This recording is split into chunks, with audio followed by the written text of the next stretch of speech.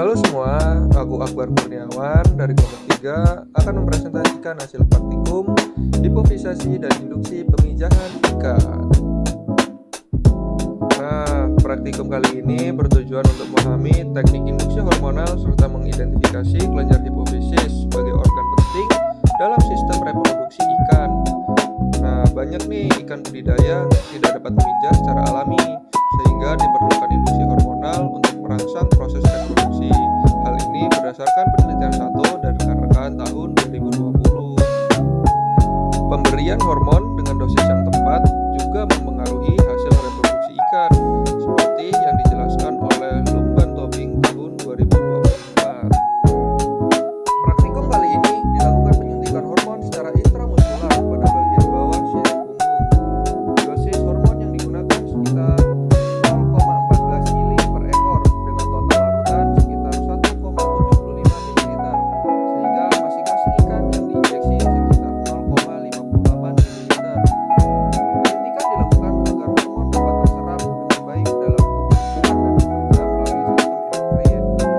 Dosis yang diberikan tersebut didapatkan dari hasil perhitungan bobot ikan sebesar 244 gram dikalikan dengan dosis ikan mas sebesar 0, ml dan kemudian ditambahkan dengan larvis dengan perbandingan 1:3. Selain itu, dilakukan pembedahan untuk mengamati kelenjar hipofisis yang terletak di bagian bawah otak ikan nih teman-teman. Kelenjar ini memiliki peran dalam mengatur aktivitas hormonal, khususnya dalam proses pemasangan gonad dan ovulasi, sesuai penelitian Elis Diana tahun 2021.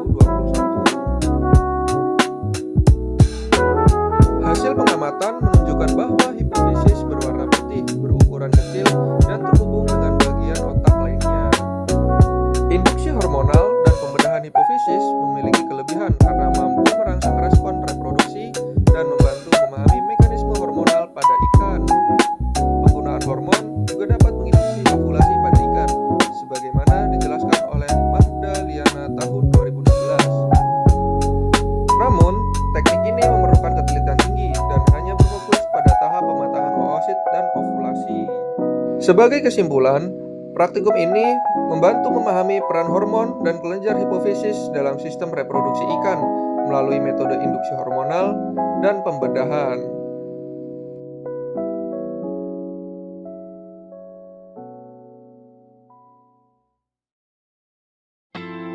Halo semua, perkenalkan nama saya Akbar Kurniawan. Pada praktikum kali ini akan dilakukan pengamatan jenis kelamin ikan menggunakan metode pewarnaan asetokarmin serta teknik pembedahan dengan sayatan berbentuk huruf T. Nah, pada praktikum kali ini proses itu diawali dengan mengambil ikan dulu ya tentunya, yang kemudian dilanjut dengan pembedahan ikan untuk mengambil organ gonad. Setelah gonad terlihat saat sudah dilakukannya pembedahan, langkah selanjutnya yaitu mengambil gonad pada ikan dengan menggunakan tusuk gigi. Tujuannya agar lebih mudah dan tidak terlepas saat pengambilan gonad. Hasil pengamatan yang sudah dilakukan menunjukkan adanya gonad jantan dan gonad betina.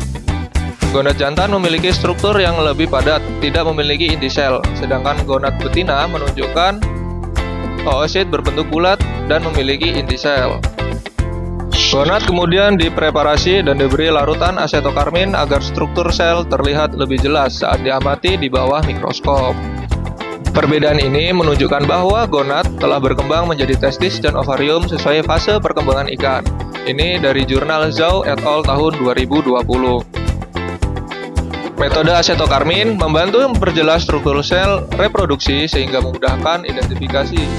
Pengamatan ini memungkinkan terlihatnya sel seperti spermatogonia dan oosit sebagai indikator jenis kelamin, menurut jurnal Sun et al. Tahun 2018. Proses diferensiasi kelamin dipengaruhi oleh faktor hormonal dan lingkungan, seperti suhu dan perlakuan selama fase larva, menurut jurnal Deswira et al. Tahun 2016. Secara keseluruhan, praktikum ini berhasil menunjukkan perbedaan gonad jantan dan gonad betina serta efektivitas metode asetokarmin dalam identifikasi jenis kelamin ikan.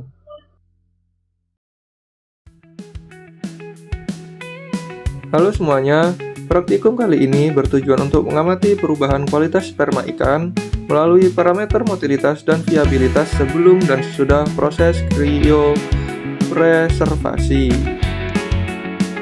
Motilitas dan viabilitas digunakan sebagai indikator utama kualitas sperma karena menunjukkan kemampuan sel untuk bergerak dan bertahan hidup menurut Triandari et al. Tahun 2024.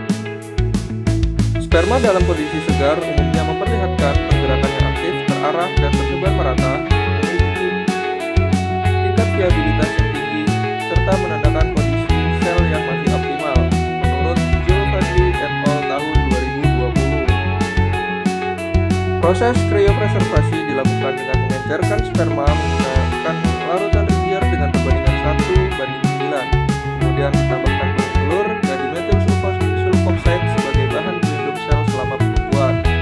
Cryoprotectant berfungsi untuk mengurangi kerusakan sel akibat pembentukan kristal es pada suhu rendah, menurut Bernard et al. Tahun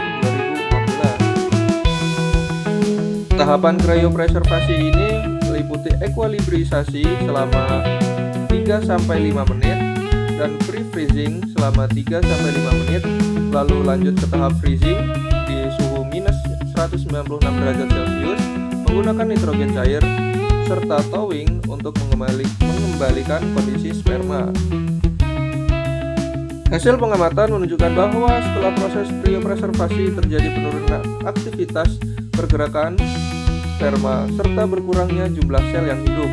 Penurunan ini menunjukkan bahwa proses pembekuan dapat mempengaruhi struktur dan fungsi sel sehingga kualitas sperma mengalami penurunan, menurut Marinovic et al. Tahun 2021. Secara keseluruhan, kriopreservasi merupakan metode yang efektif untuk penyimpanan jangka panjang, namun tetap dapat menyebabkan penurunan kualitas sperma, sehingga diperlukan optimasi metode agar motilitas dan viabilitas tetap terjaga.